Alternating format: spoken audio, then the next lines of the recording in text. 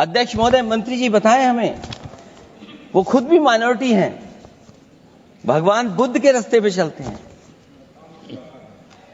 भगवान बुद्ध का रास्ता दूसरा है। हम आपको अपना मानते हैं तब भी जब आप हमारे बहुत सारे ग्रंथों को नहीं मानते, तब भी हम आपको अपना मानते हैं।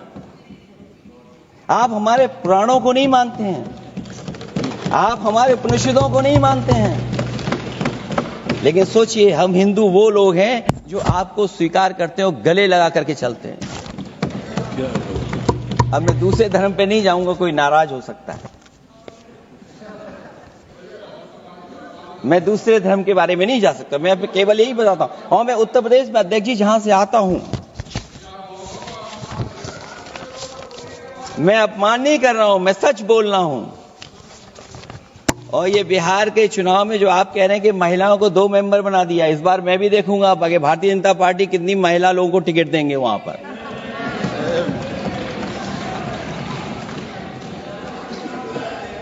अध्यक्ष महोदय, भाजपा जब भी कोई नया बिल लाती है तो वो अपनी नाकामी छुपाती है। भाजपा वाले मुसलमान भाइयों की वक्फ की जमीन चिन्हित करने की बात कर रहे हैं, जिससे महाकुंभ में जो हिंदू मारे गए हैं या खो गए हैं, उनको चिन्हित करने की बात पर पर्दा पड़ जाए। अध्यक्ष महोदय, मुझे खुशी इस बात की कि हमारा धर्म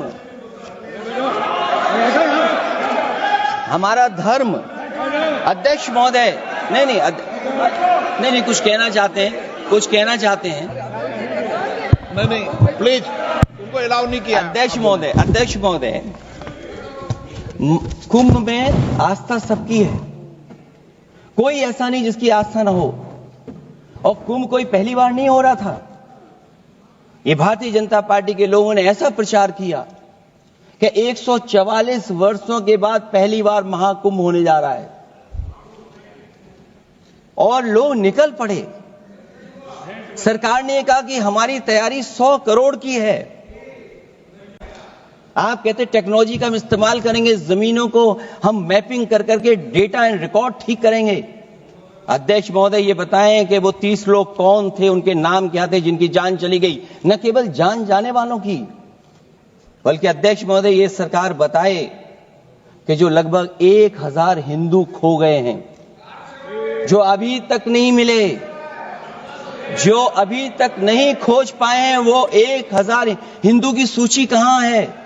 और एक और मैं बात कहना चाहता हूं सर, अभी विश्व का सबसे बड़ा आयोजन कुंभ मेला हुआ।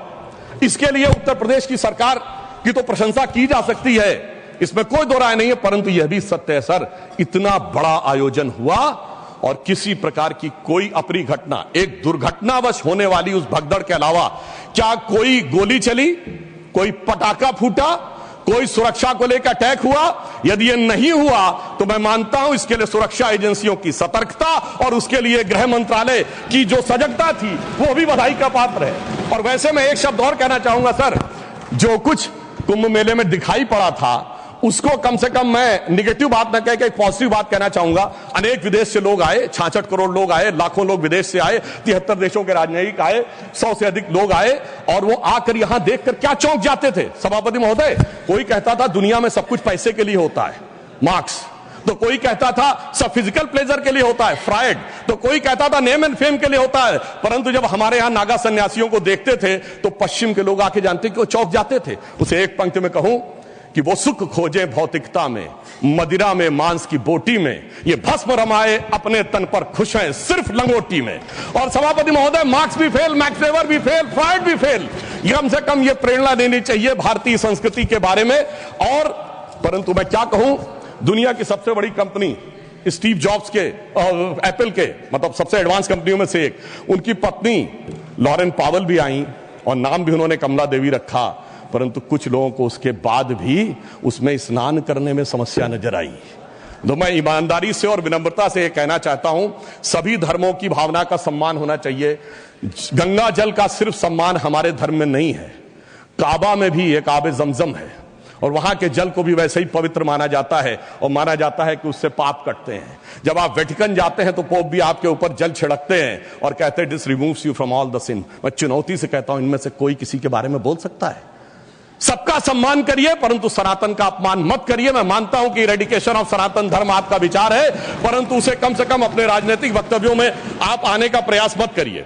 परंतु मैं एक बात और कहना चाहता हूं, अभी हमारे डीएमके के लोग डिलिमिटेशंस के बारे में बोल रहे थे, उनकी कंसर्न समझी जा सकती है, परंतु मैं सिर्फ एक बात कहूं सर, जनसंख्या का यदि उनको लगता है कि किसी जगह विचार बढ़ रहा है संख्या और किसी जगह नियंत्रित है, चूंकि उन्होंने नियंत्रित की है, तो सर ये सिर्फ ज्योग्राफी पर ही है कि सोसाइटी पर भी लागू होगा? अगर किसी समूह ने, धार्मिक समूह या मजहबी समूह की जनसंख्या बढ़ी है और दूसरे ने नियंत्रित किया है, सर वहां पर तो नहीं चर्चा होनी चाहिए, सिर्फ ज्योग्राफी पे होनी चाहिए, सोसाइटी पे नहीं होनी चाहिए। और मैं ईमानदारी से कहना चाहता हूं, यदि विचार जनसंख्या नियंत्रण का कानून लाने का समर्थन करिए, तो मुझे लगता है इस विषय के ऊपर ईमानदारी से काम करने का प्रयास करना चाहिए। अब मैं एक और बात कहना चाह रहा हूं सर, टैक्स कहना चाह रहा हूं कि राज्यों का समन्वय भी केंद्र सरकार के गृह मंत्रालय के अंडर में आता है, परंतु राज्यों का समन्वय का विषय दोनों तरफ से होता है। राज्यों के ऊपर भी दायित्व है समन्वय का और केंद्र के ऊपर भी दायित्व है। इसीलिए मैं कहना चाहता हूं, परंतु जब ऐसी बातें उठती हैं कि किसी राज्य का कोई मंत्री कहता है कि टैक्स कलेक्शन वहां ज्यादा हो रहा है तो हमें अलग हो जाना चाहिए, तो किसी राज्य का मंत्री उत्तर भारत के किन्हीं राज्यों के लिए या बिहार के लिए आपत्तिजनक बातें कहना शुरू करता है, इससे राज्यों का जो समन्वय है वो गिरता है। और मैं कहना चाहता हूं सर, समन्वय का सबसे दुखद उदाहरण था इसी संसद के एक सदस्य ने छत्तीसगढ़, राजस्थान और मध्य प्रदेश में हमारी जीत के बाद इस सदन के नहीं, दूसरे सदन के सदस्य ने यह शब्द बोला था कि भाजपा सिर्फ गोमूत्र वाले राज्यों में जीत सकती है। तो मैं उनको बताना चाहता हूं सर, जिनके की दिमाग में मैकाले और मार्क्स का वायरस भरा है, तो उन्हें बताना चाहता हूं कि गोमूत्र का anti bacterial, anti fungal, anti cancer के लिए मेडिसिनल पेटेंट है और पेटेंट का नंबर है 64100059। तो मैं कहना चाहता हूं, कृपया जाके अपने मन से मैकाले और मार्क्स का मैल साफ करिए, तो राज्यों में समन्वय बहुत बेहतर ढंग से दिखाई पड़ेगा। और मैं अंत में सभापति महोदय, सिर्फ मैंने जहां से बात प्रारंभ किया था वहां पे बात को समाप्त करता हूं। एक उदाहरण देना चाहता हूं, एक फिल्म आई थी एक दौर में जिसका नाम था वेडनेसडे, जिसमें नसीरुद्दीन शाह जी ने एक आम आदमी का रोल किया था और उसमें एक सर डायलॉग था जिसमें वो कहते हैं कि जब व्यक्ति घर से निकलता है तो हर 1-2 घंटे के बाद उसकी पत्नी पूछती है ऑफिस पहुंच गए कि नहीं, चाय पी ली कि नहीं, खाना खा लिया कि नहीं, वापस आ रहे हो कि नहीं। तो उन्होंने कहा वो इसलिए नहीं पूछती कि वो जानना चाहती है चाय पिया कि नहीं, खाना खाया कि नहीं।